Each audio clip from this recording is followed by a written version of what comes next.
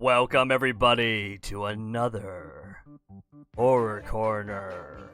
Hi everybody, my name is JPOOL, and tonight I am joined once again by my co-host LC. Yeah. I see you have an awesome background. You keep getting some of these cool backgrounds. I need to put some money in and actually buy one of these backgrounds. I keep trying to theme it. I'm trying to be on brand here. Halloween 3, let's get some pumpkins out. Oh Fun's not yeah. over. I mean, it's been what, a few weeks already since Halloween has been. We have to wait a little over 312 days or something like that till the next Halloween. Forever Halloween in my heart. Forever Halloween. Don't you wish it lasted longer than a day? I do. Though I don't begrudge the rest of the holidays. I think I love Halloween so much because it's sort of the gateway to all the rest of the holidays.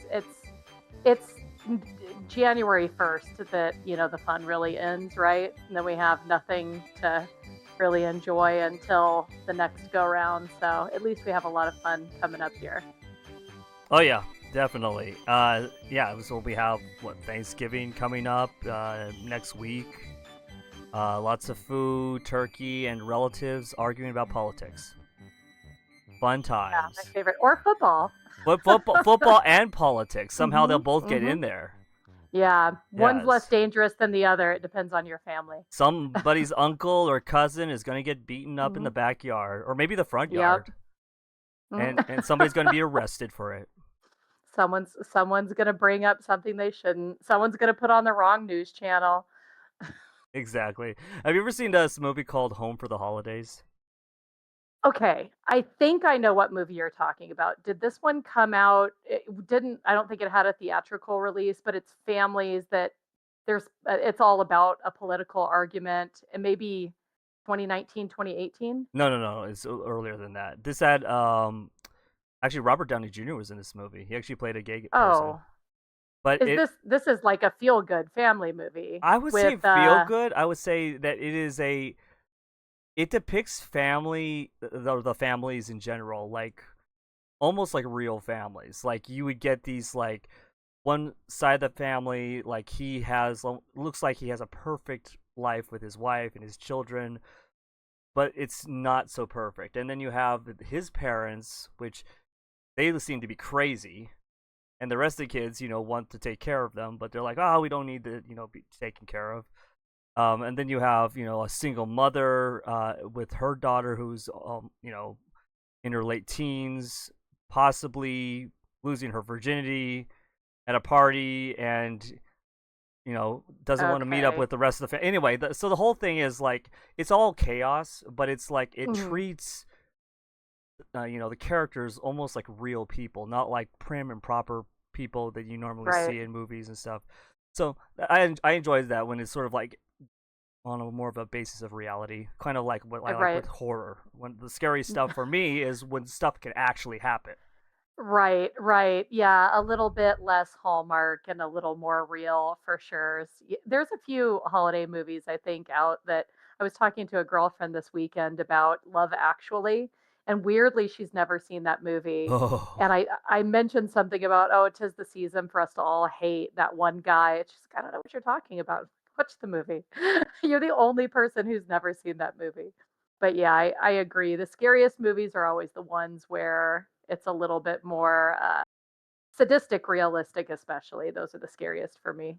Yeah, it's There time. is though the movie I thought you were going to talk about. I don't know if you've seen it, and I've only seen it once. It was called The Oath. Have you seen that? No, I've heard of it. I haven't seen it yet. It's so there's yet another Thanksgiving movie to check out. I want to say it's probably more black comedy, dark comedy than like a true horror movie, but it's pretty good. So definitely an interesting Thanksgiving portrayal of the family arguments. Fantastic. Yeah. So tonight we are talking about, of course, Halloween 3. See if my camera can pick my 3 up. Season of the Witch. It barely can pick up my hat. Three. But if you look at my hat, Oh, hey. I got this at Mad Monster, actually. It was either this or Killer Nice. Clowns from Outer Space, and my friend got Killer Clowns, and I got this one. Nice. So, And Uh, speaking of horror movies that are fully based on reality, yes. Season of the Witch. Season of the Witch. Yes, a bunch of witches.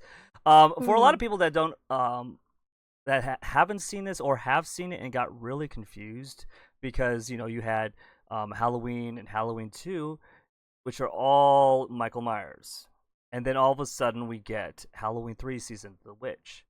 Now, originally, for some people that don't know, Halloween was supposed to be an anthology series. And after the kind of the box office failure of Halloween 3, they decided to scrap the whole anthology thing because it was just basically people got really Oh. confused when they saw it. They're like expecting like maybe Michael Myers to just show up. He never did. Mm. Waiting And for it. they're waiting for it. It never happened.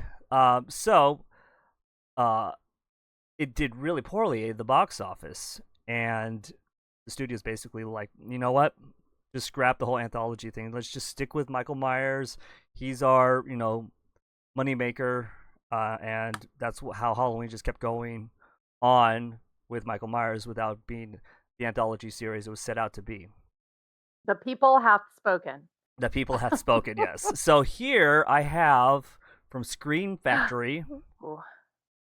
I love the art on here. Halloween Mhm. Season of the Witch. Okay, and so the description goes: when a terrifying toy salesman is mysteriously attacked and brought to the hospital babbling and clutching the year's most popular Halloween costume, an eerie pumpkin mask, Dr. Daniel Chalice, played by Tom Hopkins, the fog and Night of the Creeps, is thrust into a terrifying Halloween nightmare. Working with the salesman's daughter, Ellie, Stacy Nelkin, Daniel traces the masks to the Silver Shamrock Novelties Company and is found Conal Cochran, Dan O'Harley from Robocop. Ellie and Daniel uncover Cochran's shocking Halloween plan and must stop him before trick-or-treaters across the country are kept from ever coming home to this terrifying thriller from writer-director Tommy Lee Wallace, director of Stephen King's It. Thank you for the accent too, or It's a you light. you started creepy and went Irish. Yes. Well, I mean, it's it's all Irish and everything. I Yeah. I almost went Scottish. It's Scottish Mhm. and Irish for me when I talking. It's go up and down and back and forth. Mhm. Um, no, but that whole description and everything, I like. I also love the cover of this. This is really cool. It's a cool If cover. anybody gets a chance to get any of the covers for Halloween 3, this was one from Screen Factory. Real, I love the art on it. So, and Screen Factory makes really good covers anyway. No, for a lot of people, this is either a movie that they dislike or they love because of the nostalgia, and it's not super campy. I got to talk to Tom Atkins not too long ago about the movie, and he seems to really still enjoy talking about the film. He's not ashamed of it. He's not like you know like a movie like The Exorcist or like that actress. What was her name?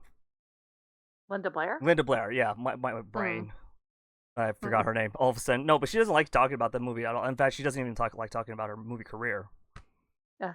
She likes to talk about her dogs. That's basically The it. animals, The right? animals, and I love talking about animals, but it's like Mm. you're here at a horror convention, Right. Right. and Spill it. let's see, I met her like over a decade ago, Mhm. so she You still know, want to talk about it. so I actually to watch this movie again, I pulled it up on Prime and there was an ad for another movie prior, not to squirrel hunt too much, but it's called Spooktacular, I think. It's a documentary. Have you seen this? It features her prominently, but apparently there was a horror amusement park, I want to say in Ohio or something in the 80s that I have never heard of. It's got Tom Savini and Alice Cooper in the previews, so I definitely want to check out this documentary, but she's featured pretty prominently in it. So yeah, I wonder when that switch happened for her where she, went from I don't know, she's still at the conventions, but She's still making yeah. money. Yeah. There you go. That's She's making money, but she just doesn't want to discuss. It's kind of like when Tracy Lords was at the recent Mad Monster. A lot of people really didn't bring up her past other films because most of her past films are right. illegal to watch or even to own Mhm. for Right. reasons. But no, this movie for me is very nostalgic, and it's like I can see the camp in it, and I can see why a lot of people, you know, dislike it. But I think it holds a special place in like the pop culture geist, Mhm. especially when it comes to horror. And they even reference it in the later Halloweens or even other movies as well, like the masks or the kids. Like in the later Halloween, was it Halloween Kills? I think it was.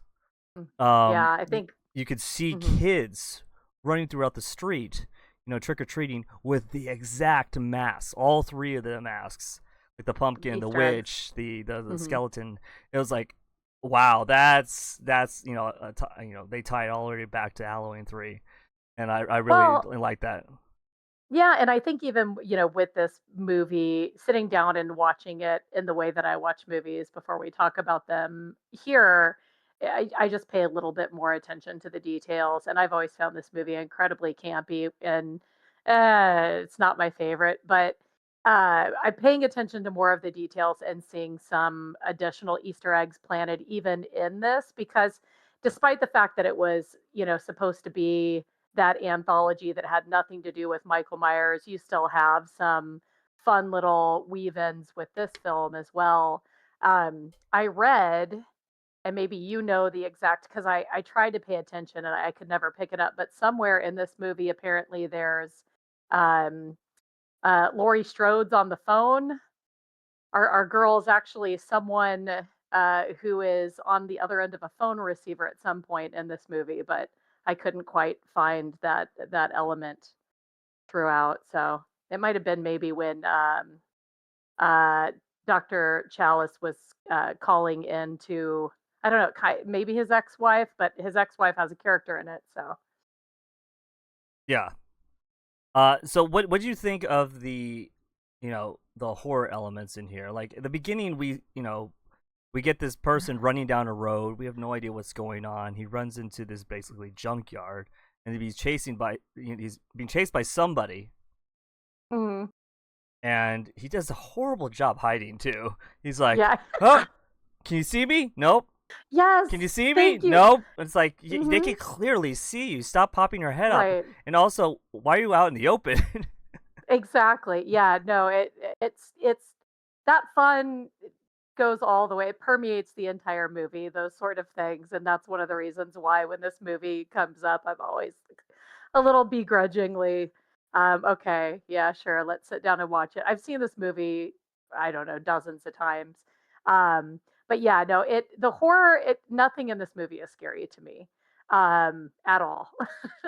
But I do, it feels so perfectly early 80s to me. There's so much nostalgia in this movie because of the tie-ins of everything that's going on.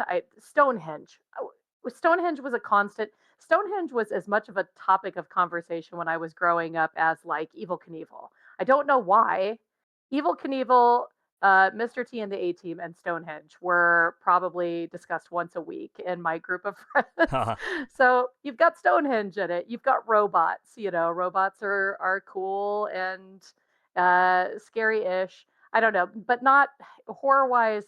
Nothing in this is really all that scary to me. Yeah, and I don't know if they were really going for all out scary in here. I think they were trying to get a specific audience in here to come and see it. I mean, it has a bunch of kids in it, so maybe they were trying to do something with marketing, and they were going, you know what? There's kids in here. There's Halloween masks in here. Maybe we could sell something. Let's also keep it, not too scary to scare away the kiddies, because Halloween 1 and 2, of course, are very adult oriented. Mhm. Yeah. Have They have nothing really to market that towards children. But then again, the Right. 80s were like, hey, look, RoboCop toys, a RoboCop cartoon. Have you ever seen the movie? That's not a Such children's a good movie. movie. That's not a I kids love that movie. movie. There are more It's a horror great elements. flick. There are more horror elements in RoboCop than there are here in Halloween 3.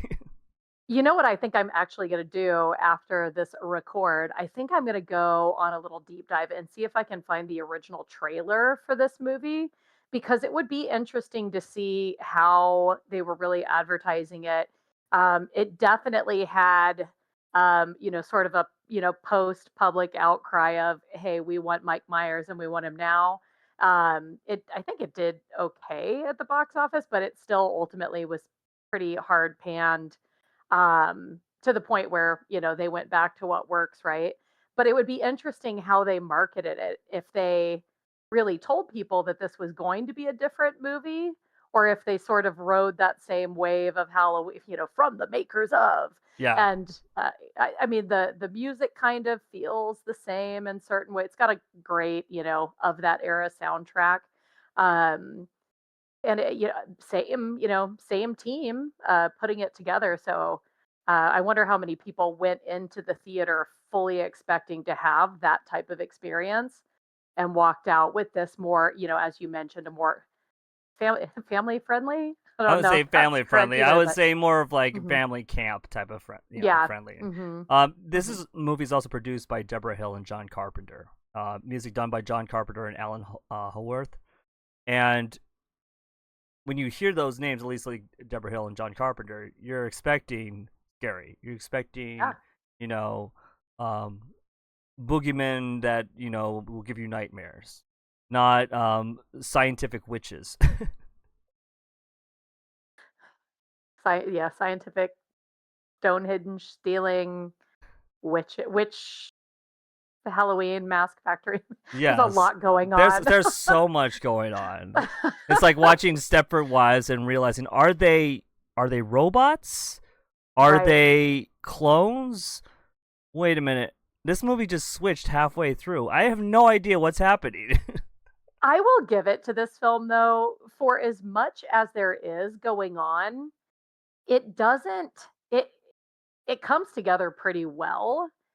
When you throw out all of the different elements, middle of nowhere, almost Children of the Corn-esque Irish town in California where the people all act strange, robots, Stonehenge worshiping witches, scientists, a Halloween factory. I mean, when you throw all of that in, it sounds like that's not gonna work at all. you can't you can't thread that through the needle all the way in any way and make sense. It does have a pretty tight beginning, middle, and end. So Oh good yeah. job on that. Or having like microchipped masks that activate because of a signal from a commercial, killing the person who's wearing the mask, giving them brain damage, and then releasing swarms of insects and other reptile snakes and stuff that kill anybody nearby. It's like, so Yeah, where did those reptiles come from? right. Magic. It's science Hmm. and magic. It is.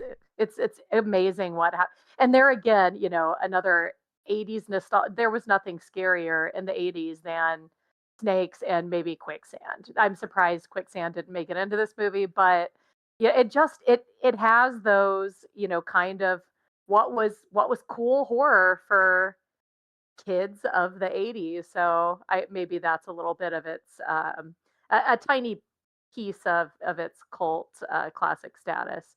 Um, yeah, it's you did talk about the, as far as scary, there are a couple of good effects in this movie where it's like, whoa, that's tough to look at. Um, so we'll get into it for sure, but the effects were good in a lot of areas, some not so much. Oh yeah, I mean you have the children deaths. The first child who gets killed in here, and you're like, oh, they're killing kids. It's usually you see you're okay with adults, because they're adults, but sometimes when kids get killed, in sometimes horrible ways, like, oh, Wait a okay, minute. that What am I just watching? yeah, what am I watching? And then of course the plot goes along and going like, well, okay. I mean, it makes sense in the movie, but logically, Yeah, and the cojones on our uh, Cochrane manufacturing master for because he was trying to take out all the children. He he felt pretty good about his market saturation with his holiday mask because I'm assuming as as much as many children were buying these masks up that I mean you remember the 80s oh yeah, it's there were Cabbage Patch dolls. there was a lot of choices out there for Halloween costumes, and these masks looked pretty highfalutin too. My parents weren't going to pay for those, so I uh, I got the it, really crappy costumes. I got the same. sticky plastic costumes with the hard plastic mask with a little slit in there. And my friends would Hmm. always like stick our tongues through the thing and then And it pull it cut back them. out and it would cut them. So there'd be blood coming out of like the mask. They're like, "Wow, that's a good effect." And it's Mm, like, "No, I cut my tongue uh, on these yeah, things because I'm stupid enough to think, "Ugh, I'm going to stick my tongue through the mask hole." that Because, is yeah, it's there. It's just there. And then 100%. I live in That Arizona, so during even if it's October, a certain time of day, it's gonna get hot and it's really like and it will stick to your skin. you're wearing a garbage bag. You're wearing a garbage bag, and it hard plastic, yes, yet still of no substance that was worth a damn. That if you didn't, drop it, the plastic wouldn't dent or crack at some point, and it was held on with a tiny, tiny elastic string Oh yeah. that Oh was gonna yeah. break within the first 45 minutes. So Yeah, that's and if you don't, your parents would be like, "Okay, I'm just gonna tie a really tight string around you and keep that thing on you as tight as mm, you can. Okay, go to trunk or treat or go to mm. wherever. I wasn't really allowed to do neighborhood trick or treats until a little later because of reasons and because of those the you know trusting of because strangers and the because of whole all the reasons we named on the last record. oh yeah reasons of like razor Mhm, blades and mhm, poison. You had those parents. mhm. My parent was one of those type of parents who was like doesn't trust any of the neighbors or anything else like that because we didn't know everybody. So even Mhm.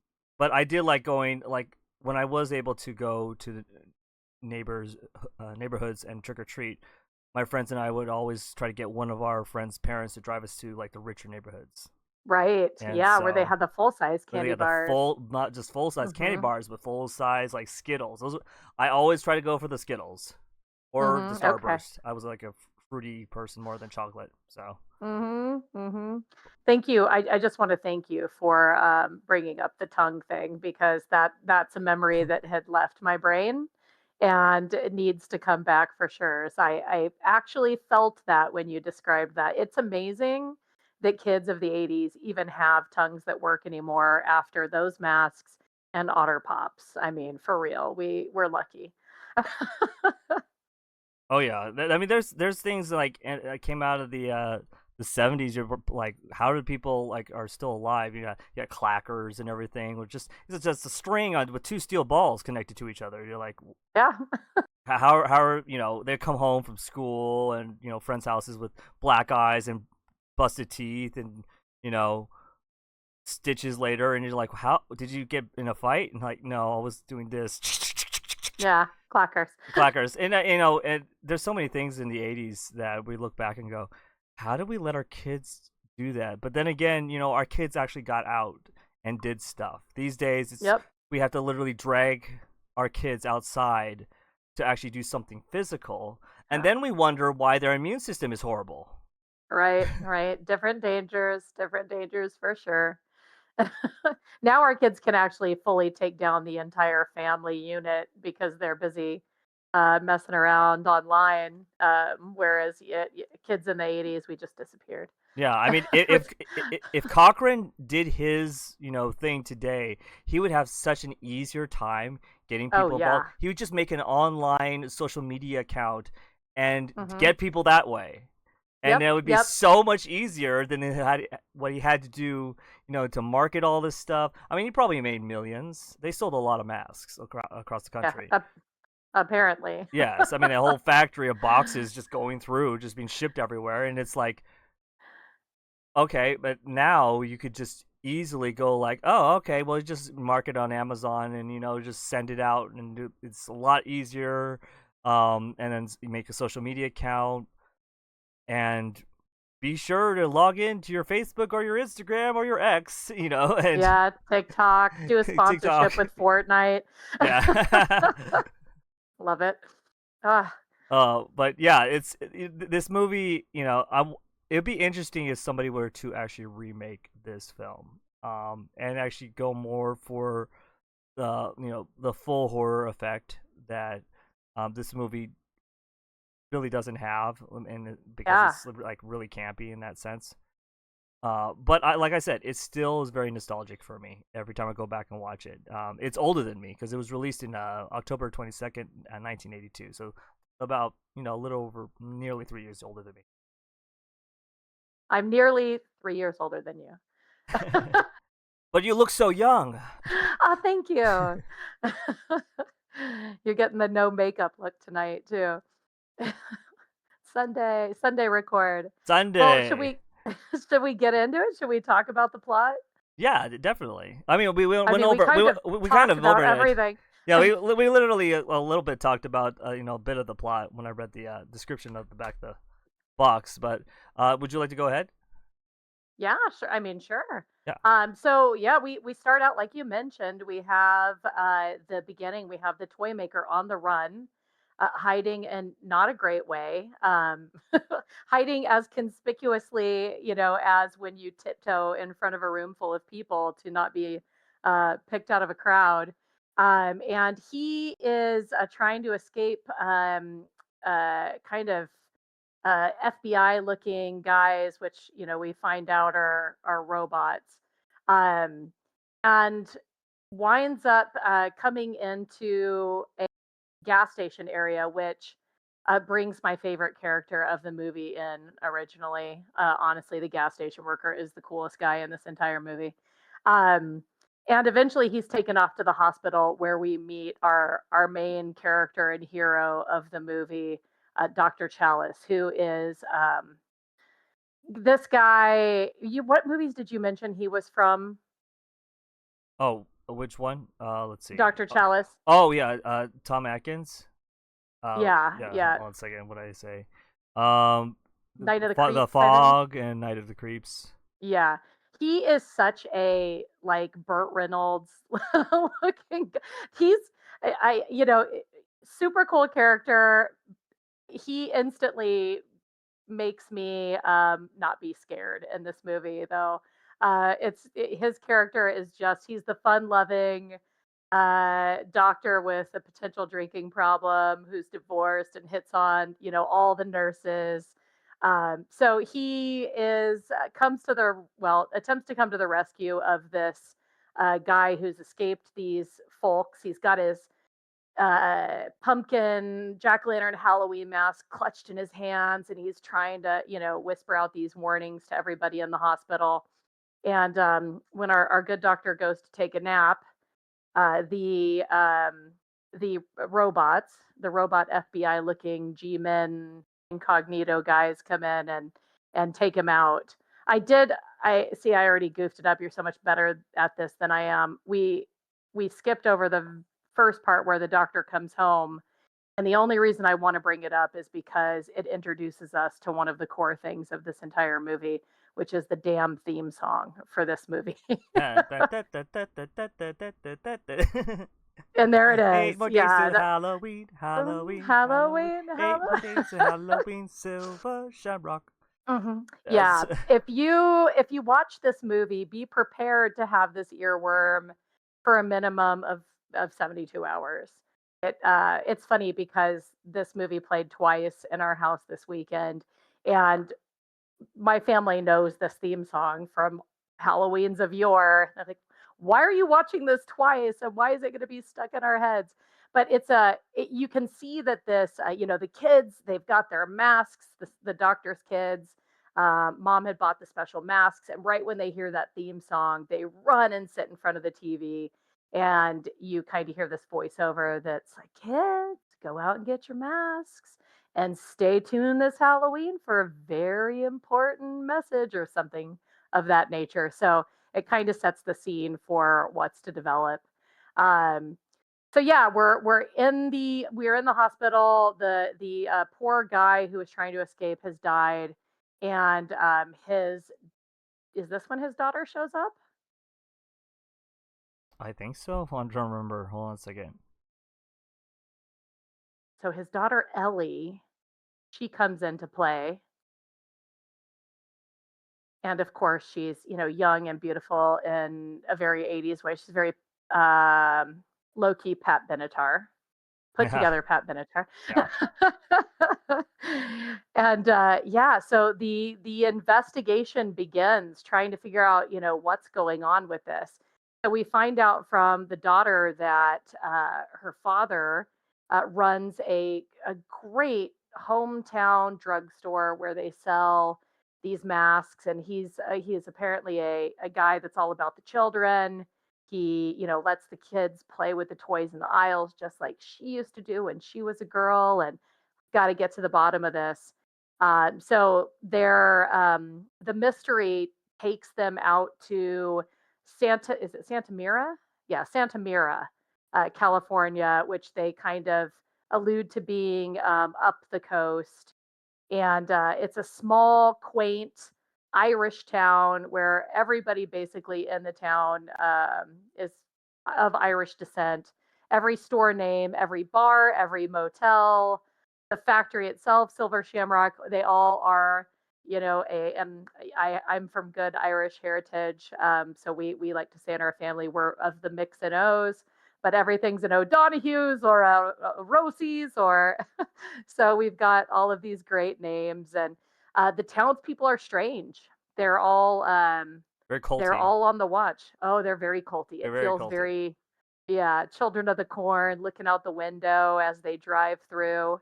And they decide to stay overnight so that they can investigate what's going on at this factory. How'd I do so far? That's pretty good. Chapter No, one. you're pretty good. Chapter 1. Now on to chapter 2. And Not do it in an Irish accent. Do it. not good at that. And there's plenty of people in my family that would be highly disappointed. It's like Um, me getting Lucky Charms. It's magically yeah, delicious. they're after me, Lucky Charms.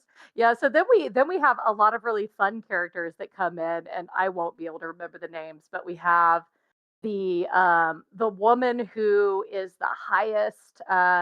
No, she's got her order mixed up again. So she's in town. Everybody who's not from of town but is in town, they're all in town to visit Silver Shamrock Factory, and she's got a mixed up order again. Silver Shamrock's doing way too much business. They can't keep their order straight. So she's there on business, and she doesn't seem pleased. And then the Winnebago pulls up with the Quirky family, who are the highest salespeople of Silver Shamrock product, and they're going for their tour of the factory with Mr. Cochran. So everybody who's coming into town is a little quirky, a little interesting, and but still all there related to our Silver Shamrock factory. Um, so they go into the factory, and I'm trying to figure out when we see the news story. If I can't remember, but throughout the movie, you see the news story that it cuts in and gives you this notion that a piece of Stonehenge has gone missing. Yeah. Yep. You're like, A okay, little that is super heavy. I don't know how you would be able to even move it, even on a trailer, tons. and be It's undetected. It's yeah, it's just gone. A major piece of Stonehenge has disappeared. It's a mystery. Um, so we eventually find out, of course, that that piece of Stonehenge is actually in the factory. But they go and tour. These families are in the factory. They're trying to figure out our main character and Ellie, Dr. Chalice and Ellie. who now have, of course, because you can't be a young 80s woman and be with a man who looks like he's of a soap opera with that mustache and not instantly fall in love.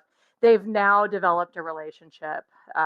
They decide to stay in the same room at the adorable motel that they're at in Santa Mira. So they go to the factory and they're looking at the logs to try and figure out what happened with her father. And they confirm, yes, he picked up an order of these masks. And that's when they run into the other family who's coming in, and they're starting to get their tour. We meet Mr. Cochran and start to see that there's some interesting things going on in this factory.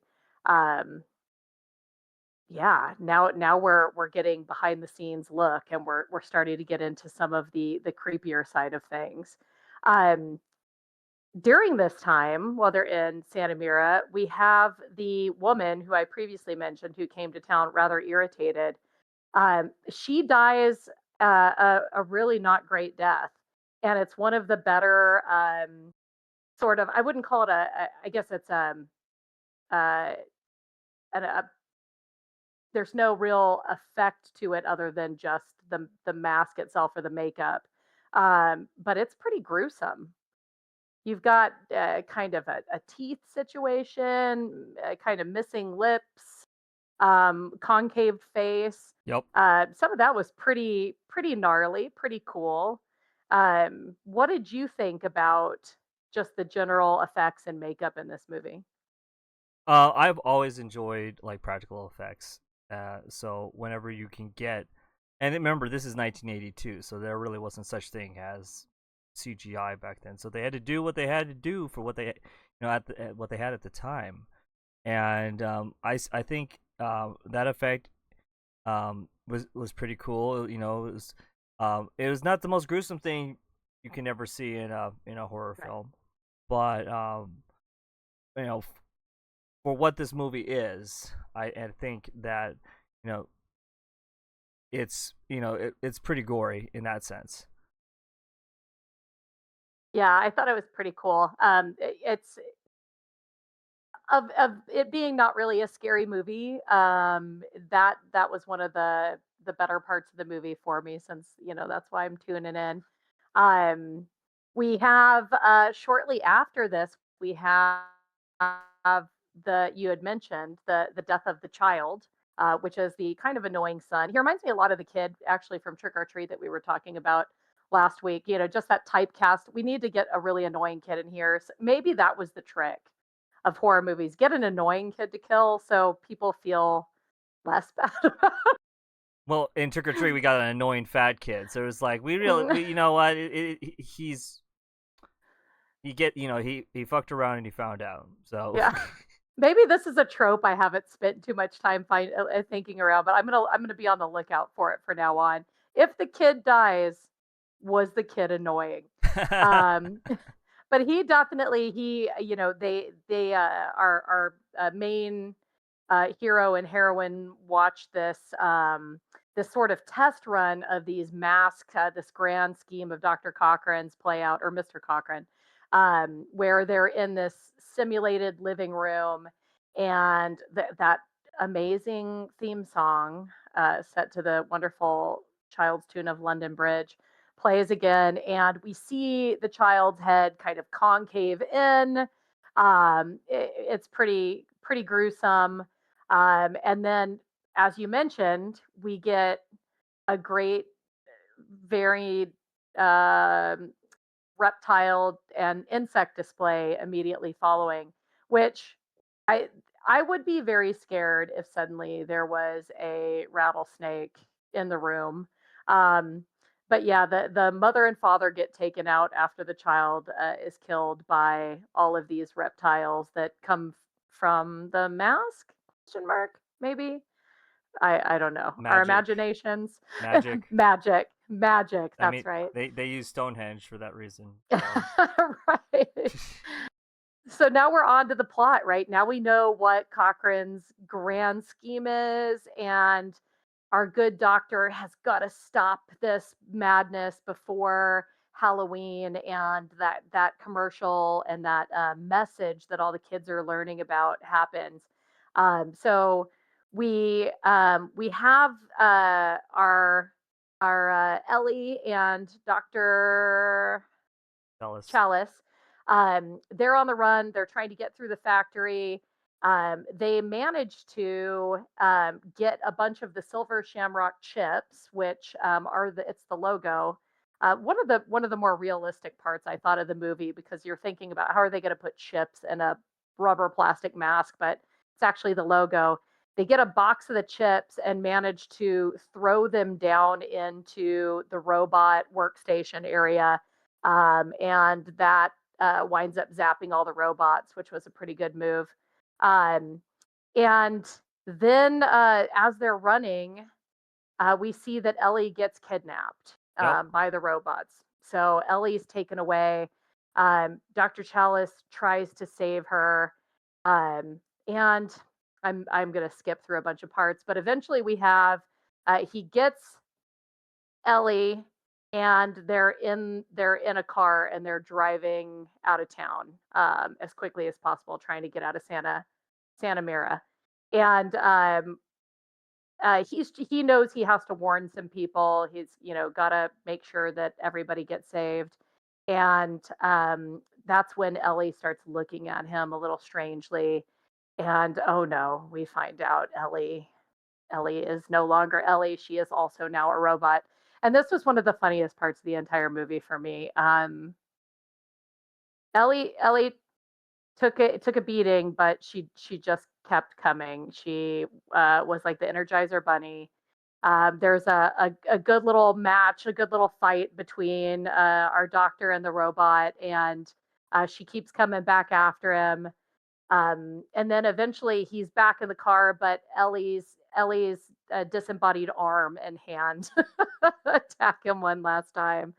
Um, he finally gets away, and he, bringing it full circle, comes back to the gas station where my favorite gas station attendant is back, the best character of the entire movie, handing out candy inconspicuously to all the children. And he grabs the phone in an attempt to call the stations, and the kids are tuning in on the TV that's in the gas station for the announcement. And he's telling people, "You've got to turn it off." And the kids are waiting, and insert annoying theme song. Can you give it to me, JPOOL? What? Thank you.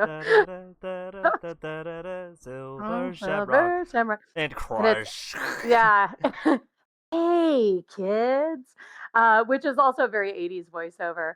But he's successful in that we interrupt this program broadcast, and it goes down, and he feels like he's got it, and then the kid flips the channel, and we get the theme song again, and our doctor is crying into the phone, Nope. and the kids are tuning in, and it goes down again, and he feels successful again, and the kid flips the channel just like every kid in the 80s. And the theme song comes on again, and the movie, the climax is really him yelling into the phone over and over again. I think you've got to stop it. You got to stop. And we never really know what happens. Yeah, it's a What do you dark. think happens? It's a dark ending. All the It kids, is. the kids die. Yeah, that's it. You're going with it. I Like, I feel like I feel like basic cable was our friend. That's what I'm gonna go with. And the world was saved because it was a simpler time, and you could call a broadcasting station again, question mark, and have everything turned off. Question mark. question mark. Yeah, but to be perfectly honest, I mean, this is a horror movie, and a lot of times there's not always a happy ending at the end of horror film.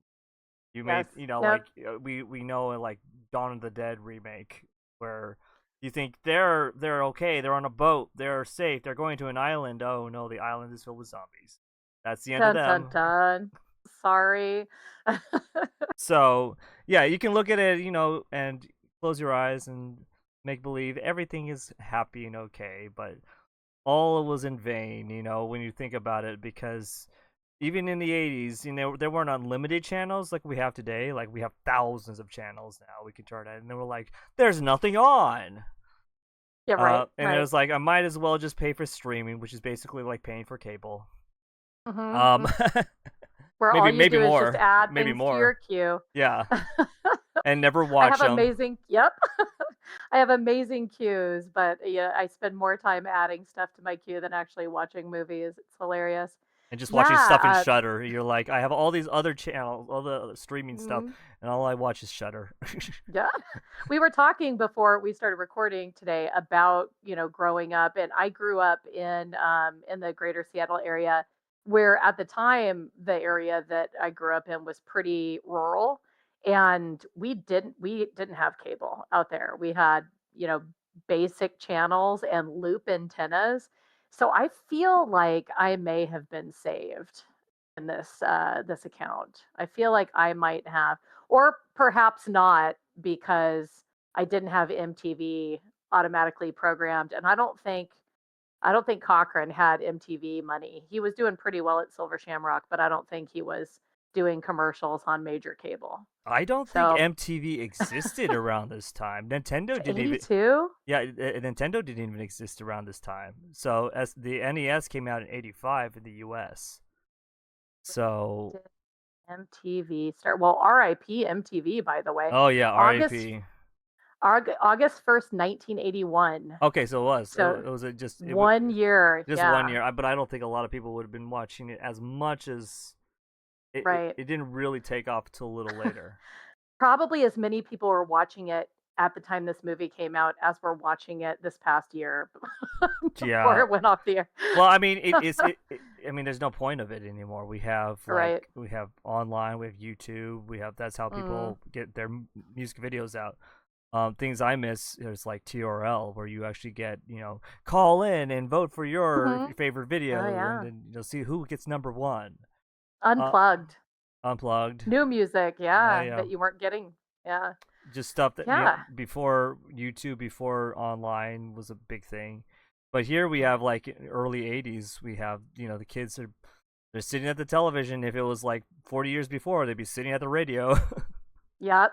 And they were full on changing the channel, I had a TV like flipping that. the knob. Oh yeah. I I saw a funny meme this weekend that showed one of the classic 80s setups, and it said, "Remember back in the day when we had our TV, our liquor cabinet, our record player and our speakers all in one cabinet, and it were those low-level mid-century modern kind of cabinets." And somebody replied, "Yeah, and then when that TV broke, you would just put a new TV on top of it." And I felt that post so hard. That was 100% the setup that we had. We had a broken TV in a cabinet because it was built in and it was fancy, and we just put another big block TV right on top of it when that one broke. No remotes. Yep, yep. And then Uh, I walked in the snow 3 miles to school Uphill both uphill. ways. Both Both ways. ways. Actually, funny story. So my parents had console televisions mainly Hmm. in our house, and we had, at the time, we only had two. We had one. I had a, smaller television in my room, and we had the console television in the living room, and they had a console television in their bedroom. Well, that one in their bedroom broke, and they ended up buying a used, console television, and using that other console television, and they put that television on top of that one. Yep. Well, eventually That's what that you one do. broke, and then we just got a regular, what was it, 30-inch, maybe larger television, and we put on top of that. So one day, and this is a little later on. This is like, I think this was like later in the '90s or something, late '90s. We had like Cox cablemen coming over to Mhm.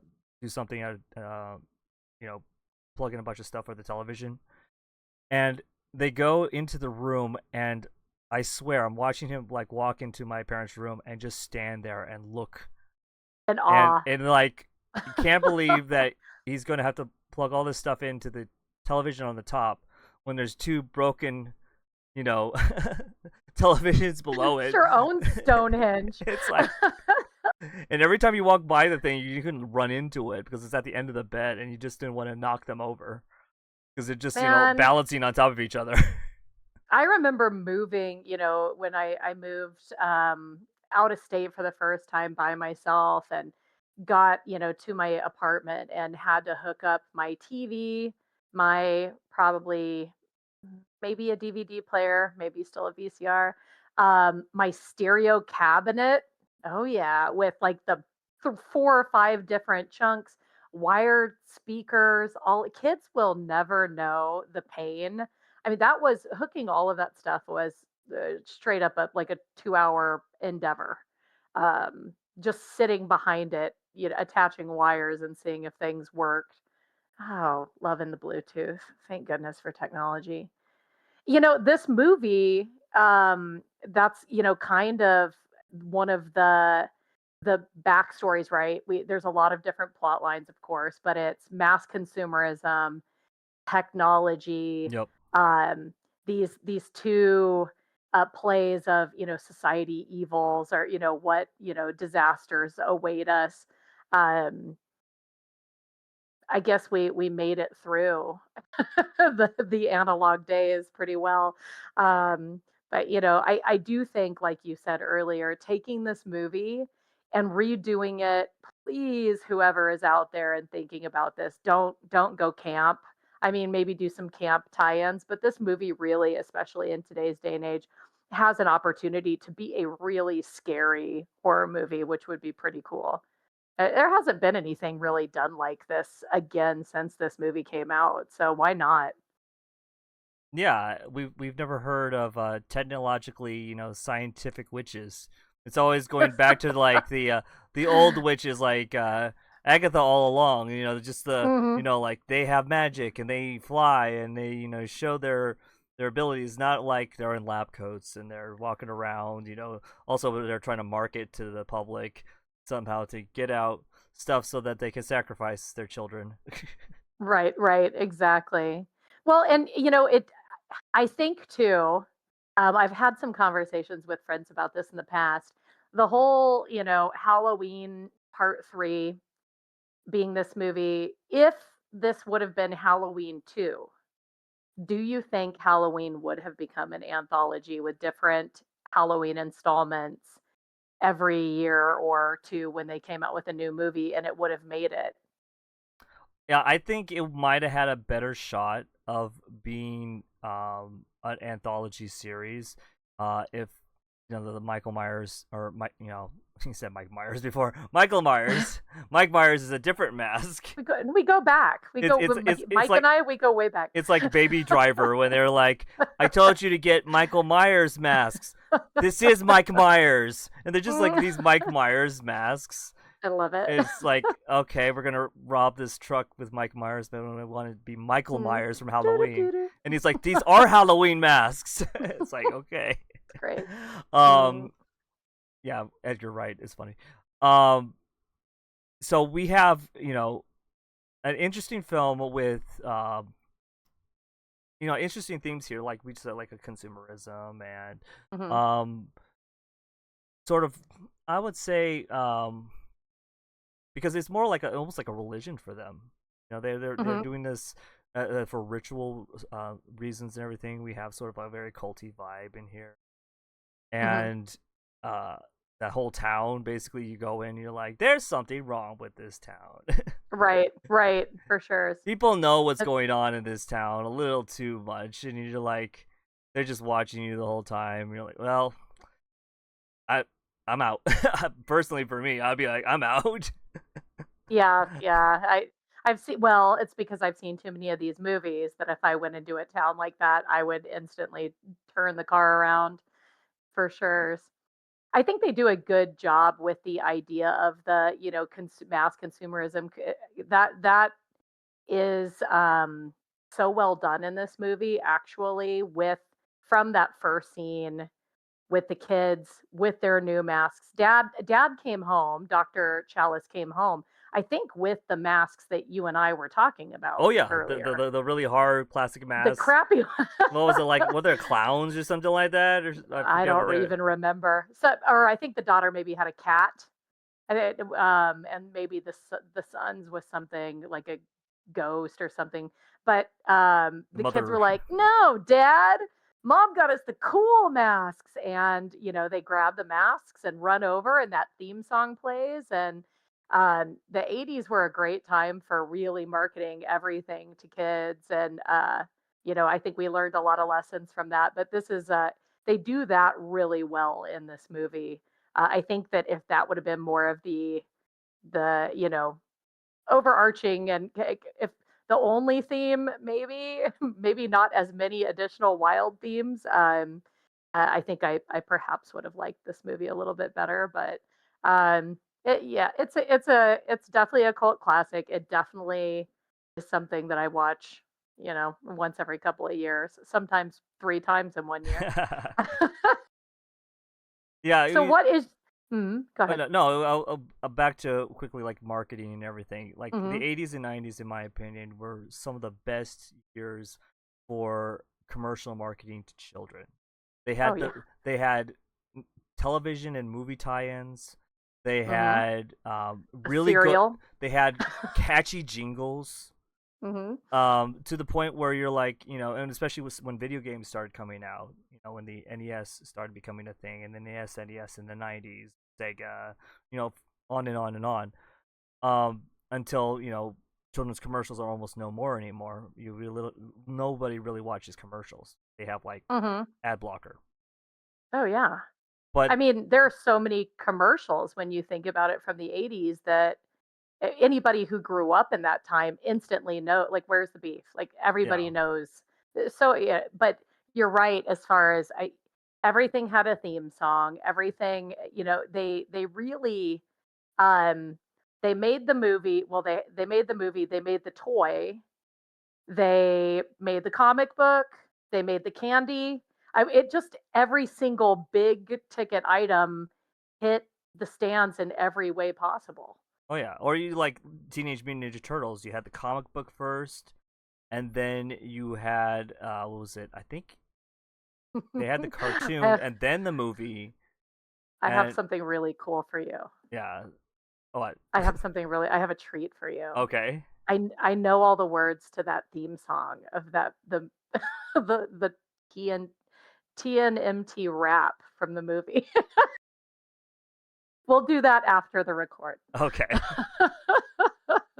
Yeah, But no, I just find it interesting that, that we had a point in time, we had like a 20-year, time gap or time span that we were able to, have really good marketing towards kids and selling toys and selling, marketing for the TV shows and the movies and stuff. And it's just, it doesn't exist anymore. They expect yeah, to sell. They're wondering why people don't go to movie theaters anymore. They wonder why people aren't, consuming and buying toys like they used to. It's just because this is not out there to market to kids anymore. They're not. They don't have that thing jingle in the back of their head where it goes like, yeah, well, I need that for Christmas. It's more like it's fads now. Like, let's get Labubu's. What is Labubu? It is something that I'm going to profit from later. Really? Okay. yeah. So it's not. It's no longer, the parents trying to get a Cabbage Patch doll. At like 5 a.m. in the Mm. morning, and a person gets their head stomped in because the door Oh, opened and they tripped, and then everybody just like piles in the store. I've seen women in person scratch each other's faces ooh, for the, the DSs, the Nintendo DSs on sale at Walmart, and they had to be pulled apart by police. Uh, yeah. you don't get that Nope. any day. You don't get that these days. Black Friday is not the same anymore. Good. Good. Well, I mean, it was today. It would be really interesting because with our social media stuff, it would be like all over TikToks and everything. Hmm. A lot of content, but we don't have that anymore. Oh yeah, yeah. I remember as a kid, you kind of knew whatever the product or whatever the show or whatever it was made it, if a cereal was developed for it, and that cereal, of course, then would have a toy. in the cereal box that somehow alluded to it. And I remember, like, I mentioned A Team earlier. I had Mr. T cereal, and we got like a little BA Baracus like toy, and so like we ate cereal that was shaped like Mr. T. Yep. It probably was not even that good. Um, I actually every October, and we have a box I think still in the kitchen that's probably more than half empty, but we got our Count Chocula. Um, if cereals were it. I wonder how many. That'll be another rabbit hole I go down after this. Is I'm going to look and see what horror movies had cereals back in the 80s. I loved Can you imagine if? Boo Berry was always Yeah. my favorite. I bet you there was a Ghostbuster cereal for sure, but I don't know. Was there ever like a Friday the 13th cereal? I I will would have let to you look at know. that. Hold on a second. I think there was a Ghostbusters cereal. Let me see. Ghostbusters feels safe, but did they ever go as far as like a Nightmare on Elm Street breakfast cereal? Because Yes, there was a I mean, Ghostbusters cereal. Let's see. Yeah, I wouldn't be surprised. Like they, even if they didn't, there was so much marketing towards like movies that were very adult oriented, and yet for some reason they're like, "Hey, kids," there there like, was a Nightmare on Elm Street oh, there cereal. really was. Oh, Okay, but it was released. Wait a minute, it was a cheater. Was released by Funko in 2018. So okay, way to all go, right, Funko. yeah. No, no, poor Funko. Oh, Funko, what happened? Funko might be What going happened to bankrupt. Funko? Funko might be Oh going no. bankrupt. Yeah. Well, hey, you know what? I almost went to work for them, so Oh no. It's. bullet dodged. I mean, they could get back on their feet. They just have to come up with something that will get people to start buying in on their pops again. Cereal, Cereal. cereal. Make a Funko cereal with a Funko inside. It just takes up half the So box. what? Right? It is Like, the box. what did I? Don't open the box. You open the box. You open. It's like there's like no cereal in here. Just a pot. That's it. I was. Dang it. So, what did you? I'm going to reverse it a little bit since you let me tell the story this time. What is your overall rating of Halloween 3 Season of the Witch? I would give this movie a 5 out of 10. If that's fair enough. Like, because it is not. It's, it's 99 minutes, so you're not sitting Okay, there forever.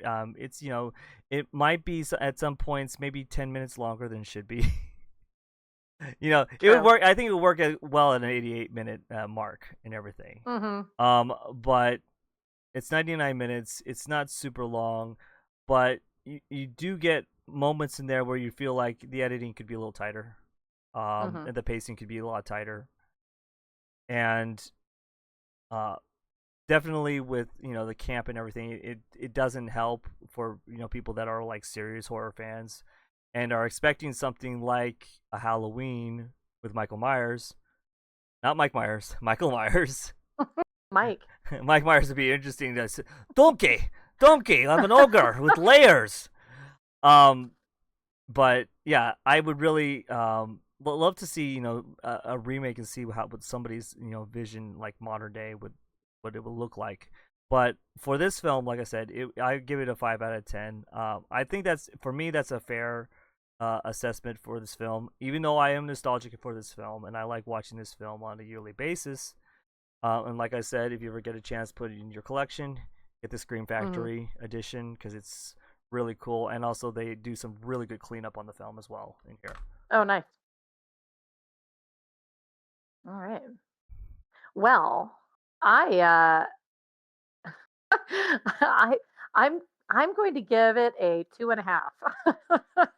I'm going to pull out a half mark. Um, I debated about it quite a bit if I could, give it a 3. I feel like I'm being really harsh, but this movie, I feel like it's haunted me for years, and I wasn't originally sort of anti with this movie because of the whole Halloween piece. Um, I feel like that came more later in life when, when this came out when I was very young, and when I saw it, I didn't even equate it to the Halloween movies. My friend group that I hung around with, we always referred to it just as Season of the Witch. So we never really talked about it being part of the Halloween movies, and I feel like after Halloween 2, a lot of the Halloween movies get really interesting anyway. Um, so this movie though, to me it's just a tad too campy, and too much going on, with the I feel like the robot piece probably could have left the script, and like I agree with you, it probably could have been a little bit tighter, but honestly, the half I'm giving strictly just for the theme song. That's the extra half point. Because even though it drives me crazy every time I hear it, the sound of that theme song is the month of October for me. I hear that theme song. If my family hears that theme song and they're like, "Wait a minute, Halloween was a couple of weeks ago. What's going on?"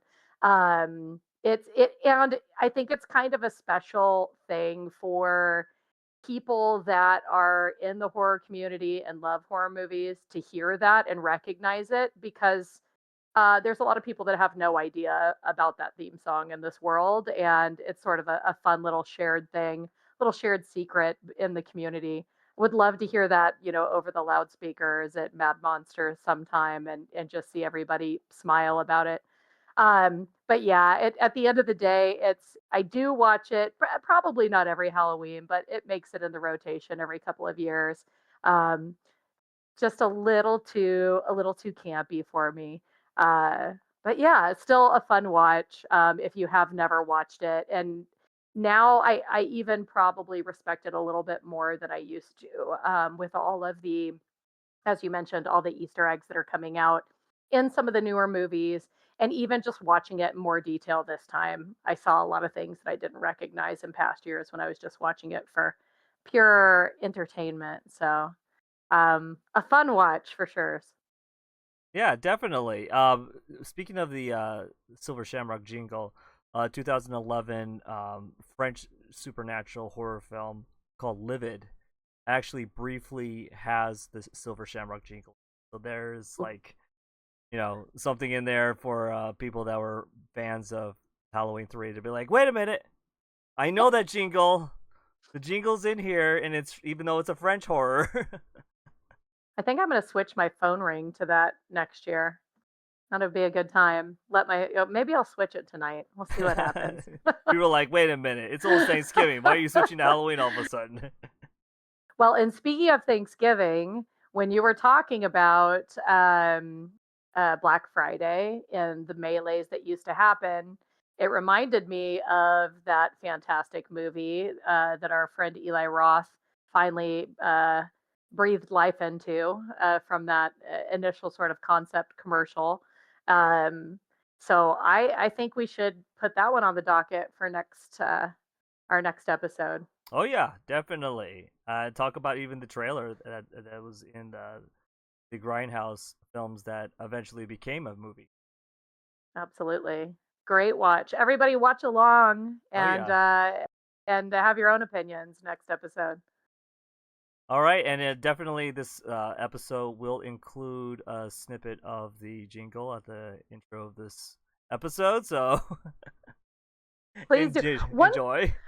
one question for you, and I don't mean to put you on the spot, but it's one of my favorite things that you always talk about, when we do these recordings.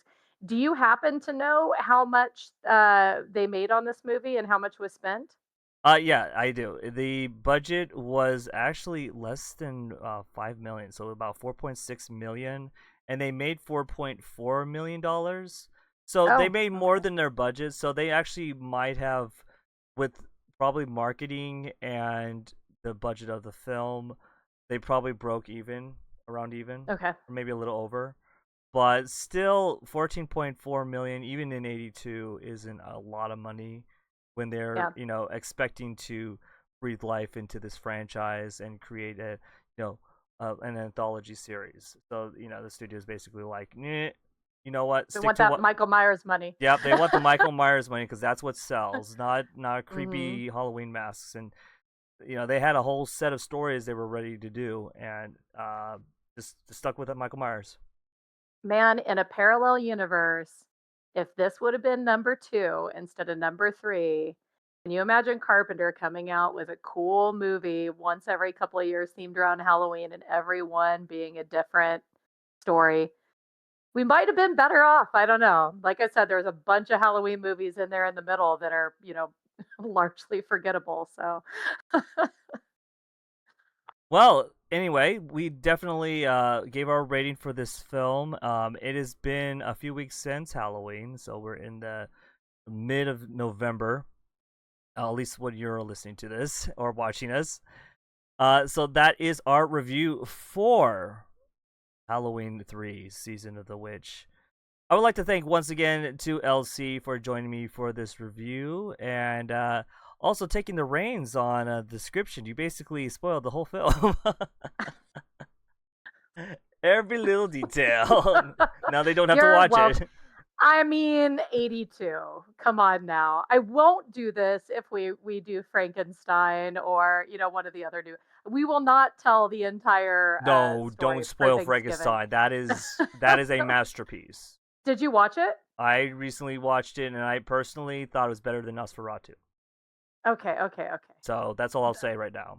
Okay, okay. I'm Um, watching it tonight. yes. Oh, it is. Wow. I mean, Guillermo del Toro. So, Yeah, right. yeah, That's said. enough said. Thank you everybody for watching. Thank you everybody for listening. Be sure to subscribe to this YouTube channel, and especially when LC gets out her socials eventually, follow LC. They'll be there. They'll be there eventually.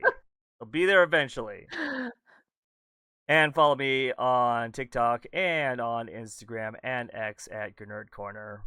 Thank you, everybody. And remember, enjoy your chimichanga and happy Thanksgiving.